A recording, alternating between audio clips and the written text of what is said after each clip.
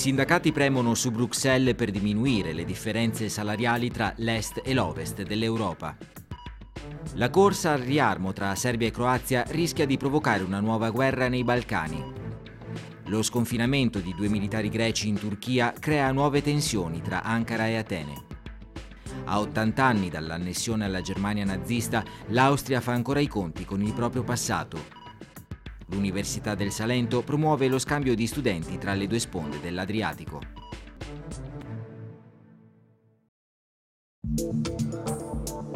Lavoro precario, blocchi salariali, delocalizzazioni, infortuni, tutela dei diritti. Sarà ancora un 1° maggio di forti timori e di rivendicazioni non soltanto in Italia. Per dare risposte concrete entro la fine della legislatura ai problemi più spinosi del mondo del lavoro, a livello comunitario sono stati predisposti o sono in fase di discussione importanti provvedimenti. In particolare, per tamponare l'emorragia di imprese che trasferiscono la produzione all'estero, il segretario generale della Confederazione Europea dei Sindacati, Luca Visentini, ha chiesto alla Commissione di intervenire nei confronti delle aziende che violano le regole sulla concorrenza. Stiamo quindi chiedendo alla Commissione Europea di intervenire con delle sanzioni e di ritirare anche questi finanziamenti alle imprese che non si comportano correttamente. Nel quadro della discussione del nuovo bilancio europeo che si sta sviluppando proprio in questi mesi, stiamo cercando di insistere per creare un fondo europeo per la transizione che aiuti proprio i lavoratori che si ritrovano in queste situazioni a trovare un nuovo posto di lavoro, ma poi anche a riqualificarsi per poter far fronte a queste sfide del futuro. A breve poi dovrebbe vedere la luce un ispettorato del lavoro europeo che coordinerà le strutture nazionali per contrastare abusi e violazioni come il dumping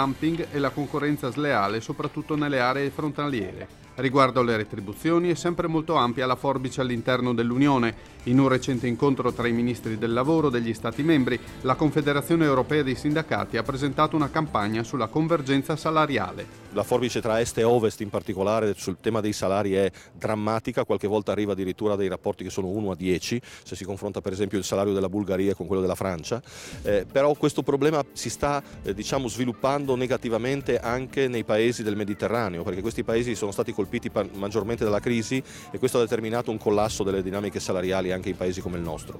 C'è quindi la necessità di avviare da un lato una grande campagna che noi abbiamo già messo in campo già da 1 anno e mezzo per una crescita generalizzata dei salari nell'Unione Europea. Dall'altra parte c'è anche la necessità di accelerare questa crescita salariale in maniera molto più intensa nei paesi in particolare dell'Europa orientale per colmare questo gap salariale che esiste tra le varie aree dell'Unione. Il sindacato è in prima linea anche per chiedere la riduzione delle tasse sul lavoro. La tassazione sul lavoro è elevatissima, soprattutto nei paesi occidentali dell'Unione Europea, mentre invece la tassazione sulle imprese è molto bassa nella maggior parte dei paesi. La Commissione Europea, anche con il nostro contributo, ha messo in campo proprio in queste settimane una serie di iniziative sulla tassazione che mirano a, prima di tutto, far pagare le tasse alle imprese multinazionali dell'economia digitale, ma poi soprattutto a stabilire un livello di tassazione minima per le imprese a livello dell'Unione Europea, in maniera tale che si possano eliminare certi paradisi fiscali che purtroppo esistono. Contemporaneamente però la Commissione sta raccomandando anche agli Stati di investire di più appunto sulla tassazione delle imprese e delle ricchezze per ricavare risorse sufficienti per diminuire poi la tassazione sul lavoro. Passi avanti poi per diminuire gli infortuni. Stanno per essere approvate alcune direttive che rafforzano le misure di prevenzione e di controllo. Un altro progetto riguarda l'ampliamento della tutela degli occupati anche ai lavoratori atipici attraverso l'applicazione del cosiddetto pilastro europeo dei diritti sociali. L'obiettivo è quello di scrivere una sorta di statuto comunitario dei lavoratori. Ci sono in discussione moltissimi provvedimenti legislativi che mirano a creare una sorta, di statuto dei lavoratori europeo che dovrebbe appunto garantire a tutti i lavoratori tradizionali, quelli stabili, un livello minimo di diritti uguali per tutti, ma al tempo stesso anche estendere questi diritti ai lavoratori precari, ai lavoratori autonomi, ai freelance, a coloro cioè che oggi purtroppo non possono beneficiare delle stesse tutele. A questo proposito è in discussione anche una direttiva sui distacchi che garantisce parità di trattamento salariale in tutti gli Stati membri agli occupati nei settori dell'industria, dell'agricoltura, del turismo e dell'edilizia. È in fase di elaborazione infine una raccomandazione che obbliga gli Stati e le imprese a pagare i contributi per pensione, maternità e disoccupazione anche ai precari e ai lavoratori autonomi.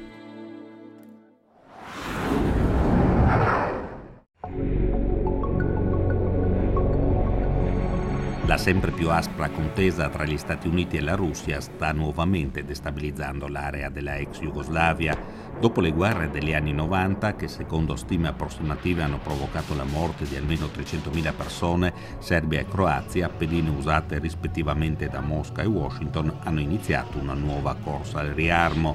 I ministeri della difesa di ambedue i paesi balcanici stanno anche studiando la possibilità di reintrodurre nuovamente la leva obbligatoria. Il governo croato ha annunciato l'acquisto in Israele di 12 caccia F-16 Barak per un costo di circa 500 milioni di euro. La Russia invece ha fornito a Belgrado 6 caccia MiG-29.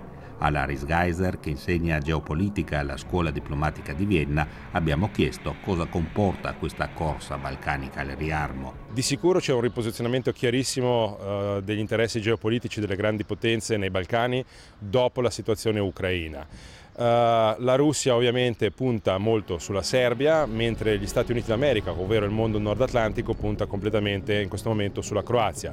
Bisogna anche dire che la Croazia è arrivata ad avere un sostegno chiaro degli americani e di Israele, da cui sta comprando gran parte degli armamenti, dopo che la Slovenia ha ritenuto non opportuno posizionarsi come una base di fatto degli interessi americani nel 2016 e 2015, quando gli è stato proposto dal generale Koch, che è capo delle armate americane di stanza in Europa, di poter essere la base per la brigata di pronto intervento balcanica delle forze armate NATO e americane. Sia le forze armate croate sia quelle serbe negli ultimi mesi sono impegnate in costanti manovre ed esercitazioni. Durante una di queste manovre un caccia serbo ha sorvolato Preševo in Kosovo. Ma paesi sostanzialmente poveri come la Croazia e la Serbia, paesi in cui l'economia dopo le guerre degli anni 90 non è stata ricostruita in modo compiuto, sono in grado di reggere le spese di questa nuova corsa agli armamenti? La Serbia in quest'ultimo anno ha dato per la corsa agli armamenti un budget più o meno uguale a quello speso negli ultimi 20 anni per le forze armate. La Croazia anche lei ha alzato altamente il budget della difesa, però nessuna delle due sta comprando armamenti nuovi.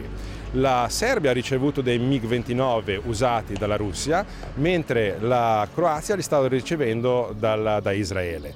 Certo, il rinnovo costa, però sono spese più contenute di quelle che sarebbero a comprare ovviamente armamenti completamente nuovi. Paesi poveri che spendono milioni di dollari per comprare armamenti che sono stati rottamati dagli americani, dai russi o da Israele.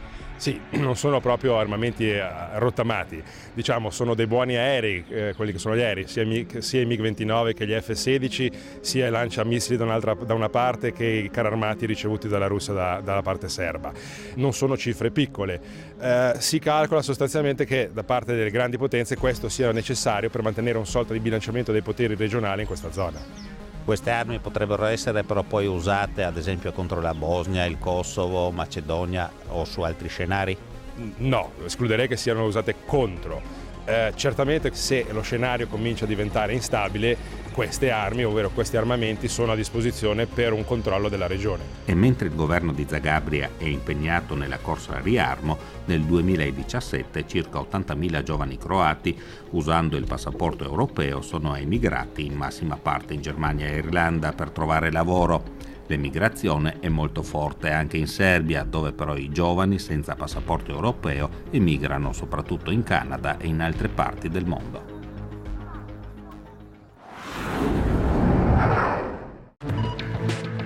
Firmato il contratto per la costruzione del ponte di Pelješac-Sabioncello nel sud della Croazia. Il ponte, lungo quasi 2,5 km, collegherà la costa dalmata con la penisola di Sabioncello e in questo modo connetterà la enclave di Dubrovnik alla rete autostradale croata, evitando di passare per la piccola tratta di territorio bosniaco a Neum.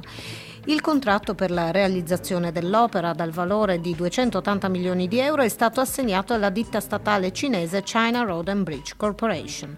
Questa scelta del governo di Zagabria aveva provocato ricorsi degli altri offerenti, incluse l'asta Aldi italiana. Il prezzo dei cinesi era però del 40% più basso di qualsiasi offerta croata o europea. L'investimento sarà cofinanziato all'80% dalla Commissione europea.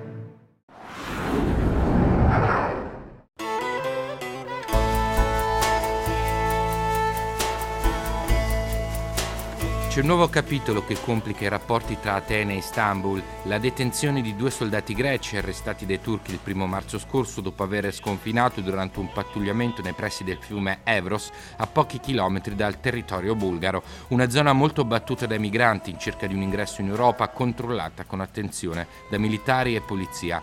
I soldati greci dicono di essersi persi a causa del maltempo, ma sono rinchiusi in un carcere di massima sicurezza turco senza che sia stata loro presentata un'accusa formale. Una punizione ritenuta eccessiva dai greci nel passato. Casi simili di sconfinamenti dall'una o dall'altra parte erano stati risolti subito con l'intervento di autorità militari locali. Così non è andata stavolta. Il sospetto da parte greca che fosse una sorta di ricatto per la mancata consegna di 8 militari che parteciparono al fallito golpe del 15 luglio 2016 è diventato una certezza dopo che il presidente turco Recep Tayyip Erdogan ha pochi giorni fa condizionato la liberazione dei 2 greci proprio al ritorno in patria dei golpisti, tutelati da una sentenza della magistratura di Atene. La posizione ha irritato i vicini, alleati della NATO. La questione è stata sollevata a livello europeo e ha trovato sponda anche nel Parlamento di Strasburgo.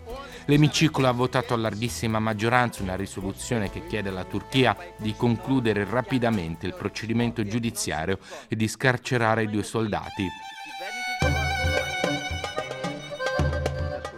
Una situazione imbarazzante per il premier ellenico Alexis Tsipras, il cui partito di estrema sinistra Syriza è rappresentato in Europa da Dimitrios Papadimoulis. Da parte sua, la chiusura è totale a un possibile scambio di prigionieri con la Turchia. Non c'è spazio per alcuna contrattazione, sono 2 casi assolutamente diversi e dobbiamo ispirarci al diritto internazionale, allo Stato di diritto e ai diritti umani. Quella degli 8 soldati è una questione che riguarda la giustizia greca. Se le autorità turche vogliono qualcosa, devono chiedere alla magistratura. Anche per l'opposizione greca si tratta di 2 casi separati, afferma la portavoce di Nea Democratia Maria Spiraki. La Turchia non sta rispettando gli obblighi che ha come paese che vuole entrare nell'Unione Europea. La Turchia non sta rispettando i diritti umani. L'Unione Europea deve dare un messaggio forte e chiaro alla Turchia. Non si può far parte dell'Unione scegliendo solo quello che si vuole.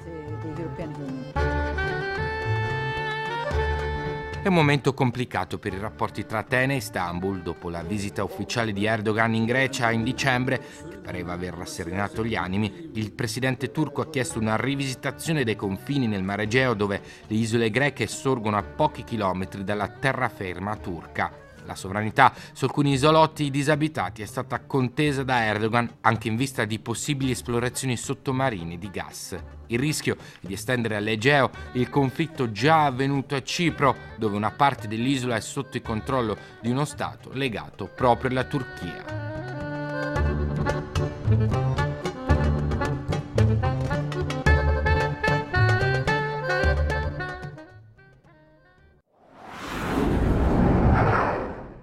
Jeder Mensch trägt nicht nur Verantwortung für das, was tut. Ogni uomo è responsabile non solo di ciò che fa, ma anche di ciò che non fa. E quindi oggi abbiamo il dovere di ricordarci che anche in Austria ci furono molte persone che non fecero nulla contro il nazismo. Ma dobbiamo anche essere onesti. Non erano vittime quelli che nel marzo del 1938 in così grande numero si sono recati a esultare nella Heldenplatz di Vienna. Così il cancelliere austriaco Sebastian Kurz ha commentato l'anniversario dell'Anschluss. Con questo termine, che in tedesco significa annessione, congiunzione, si indica l'unione dell'Austria alla Germania di Hitler nel marzo del 1938. Il discorso di Kurz ha cancellato la tesi dell'Austria come prima vittima del nazismo, nata in riferimento alla dichiarazione di Mosca del 1943, in cui veniva considerata il primo paese a dover essere liberato dal dominio germanico, e l'Anschluss è considerato nullo. Lunghissimo però il dibattito storico su un'invasione salutata in modo entusiastico dalla folla dei conquistati. L'Austria nel 1938 è stata invasa in modo illegale, ma va detto che la maggior parte degli austriaci approvava questa occupazione. Va notato però che questo consenso si trasformò rapidamente. Nel corso di un anno ebbe inizio la Seconda Guerra Mondiale e con il mancato successo bellico si accrebbe l'allontanamento della popolazione dal nazismo. Prima della guerra è comunque certa una partecipazione attiva che può definirsi arianizzazione. È il caso delle espropriazioni ai danni degli ebrei, come fu per le loro case date ad altri che se ne avvantaggiarono, mentre gli ebrei venivano cacciati.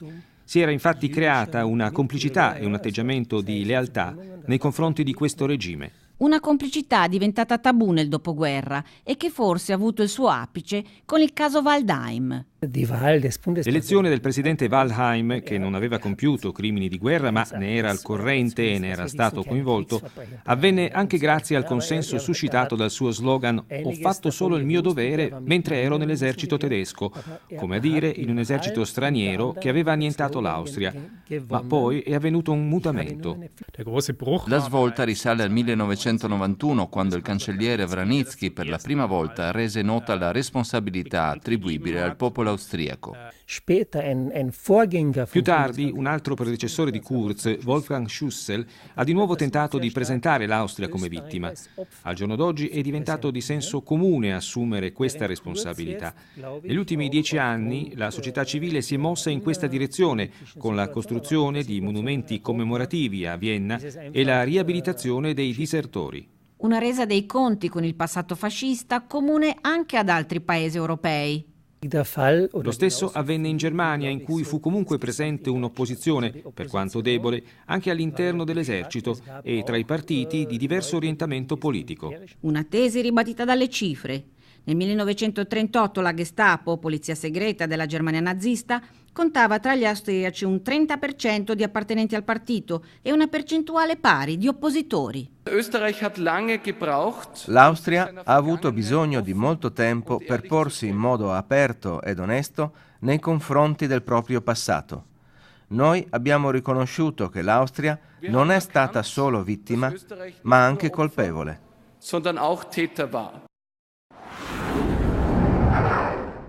È bello studiare dei libri, però è ancora più bello approfondire gli studi nella pratica, cioè venire direttamente in Italia e magari parlare la lingua italiana, confrontandomi con i miei colleghi dagli altri paesi stranieri, ma anche con i studenti colleghi italiani.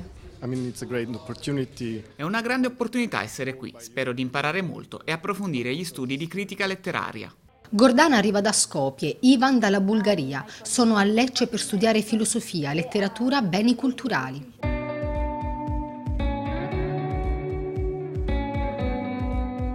Sono tra i 16 studenti ospiti dell'Università del Salento, pronti per affrontare un semestre di studi e acquisire crediti. È il progetto Cross Border Studies in Humanities, borse di studio finanziate dalla Regione. La direzione è quella sicuramente di avvicinare queste culture attraverso il contatto tra gli individui, perché la presenza dei ragazzi, degli studenti qui aiuta anche i nostri studenti a sentire queste aree geografiche più vicine.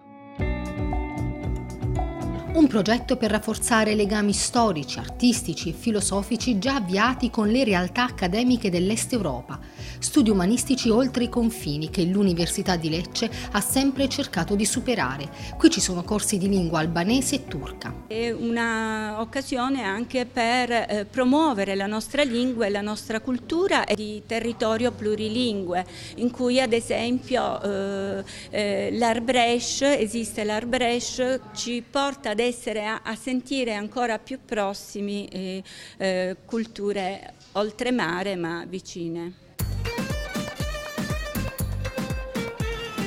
Albania, Romania, Moldavia, Bulgaria, Macedonia, Croazia, i paesi coinvolti. I Balcani sono un ponte naturale verso Lecce, verso il Salento e la Puglia. Ci siamo naturalmente in qualche modo trovati d'accordo nel proporre il progetto rivolto a studenti di queste aree. Aree in cui tra l'altro l'italiano è anche una lingua molto studiata e c'è molto interesse. Un progetto con finalità non solo didattiche, ma è anche culturale e affinché appunto questi ragazzi diventino migliori ambasciatori anche della nostra cultura, del nostro stile di vita e quindi promuovano anche il nostro territorio al di là dell'Adriatico. Frontiere culturali che si percorrono e oltrepassano, mari che si attraversano per parlare, discutere e condividere lingue, una Babele espressiva per salvaguardare e promuovere la varietà, prove di costruzione di un'Europa giovane e umanistica. C'è sempre una necessità maggiore di confronto, di scambi intellettuali, sia tra gli studenti che tra i professori e comunque la distanza non è grande, quindi ci porta a delle conoscenze ogni giorno nella vita quotidiana, ma anche negli ambienti studenteschi, quindi è meglio collaborare e imparare a conoscere le differenze e comunque confrontarci sempre di più in maniera un po' più profonda.